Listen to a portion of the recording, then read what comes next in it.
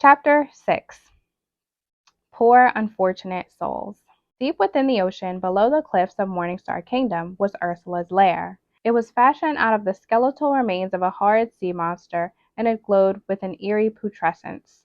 The sea witch was happy to be home with her minions and the comfort of all her things around her.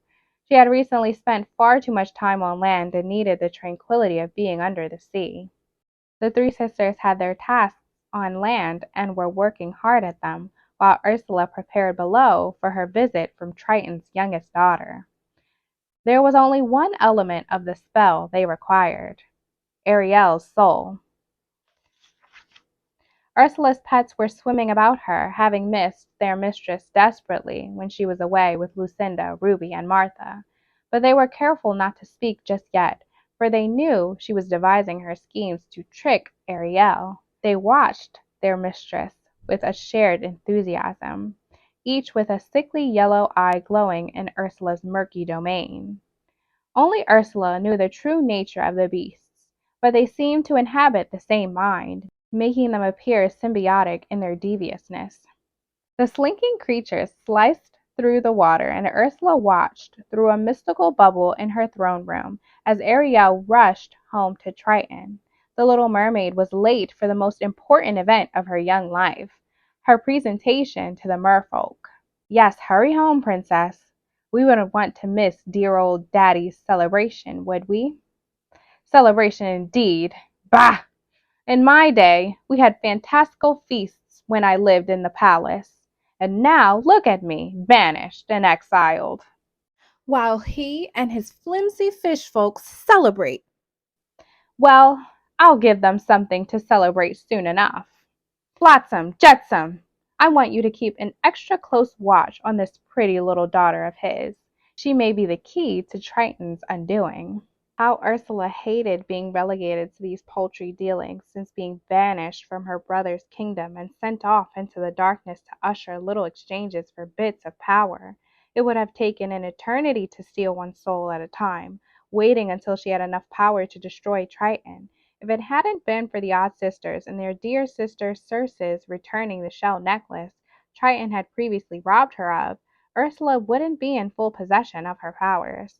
It played in her favor, however, to let her brother think she was still powerless and alone in the darkness with only her harmless spells. Not that they were ever really harmless, mind you, just not as grand as they might have been. Until now. She smiled when she looked upon the withered little souls in her garden, the poor unfortunate creatures she'd taken into her charge.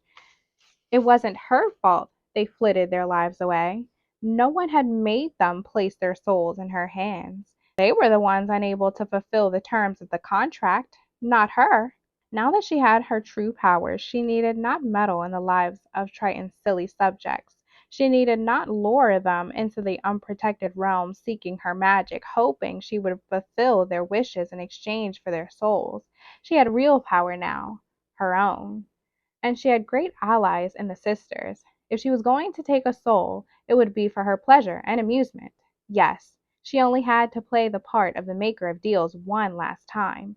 After that, she needed not ever put herself on display like a carnival barker, singing her wares, enchanting her would-be victims with songs about her desire to help those in need. It was sickening, really, the depths to which she had to sink to gather the pitiful little souls in her garden. Those days were finally behind her. She had only one more performance, one last soul she needed for bartering purposes: Ariel's. She wondered what the girl was like. It was difficult to tell from the glimpses she caught in her bubble orb. She was no doubt headstrong like her father. That could mean she would drive a hard bargain. The girl was beautiful, too. Ursula couldn't imagine Triton having a daughter who wasn't. He certainly couldn't stand to have a sister who didn't fit his image of beauty. Then Ursula thought of her. Athena, Ariel's departed mother. She had been very beautiful, even for a mermaid. Ursula wondered if Ariel shared her mother's heart as well as her beauty. Remembering Athena made Ursula's heart hurt. Ariel isn't Triton's daughter alone, she thought. She shares her mother's blood as well. Would Ursula be able to destroy Athena's daughter? Athena had fought endlessly with Triton, defending Ursula, trying to persuade him to let his sister rule by his side. reminding him of their parents' wishes. The memories felt hidden, as if they were veiled by murky water or a thick fog, hard to reach, hard to connect to, because Ursula was no longer the creature who cared what her brother thought of her. Athena had never made her feel loathsome, never made her feel ashamed of who she was, never wanted her to hide. If it wasn't for Athena, Ursula would have gone off into the unprotected waters long before she was banished.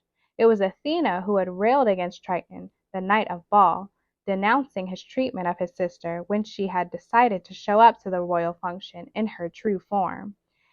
It was Athena who had called her beautiful, and Ursula believed her words were heartfelt and true. But she couldn't think of Athena. She couldn't be distracted by the past. She needed Ariel's soul. If she is anything like her remarkable mother, Ursula thought, this girl should be willing to fight for what she believes in, even against her father. But there was only one question worth asking. Is Ariel the sort of girl willing to wager her soul for the possibility of true love? Well, well, we shall see.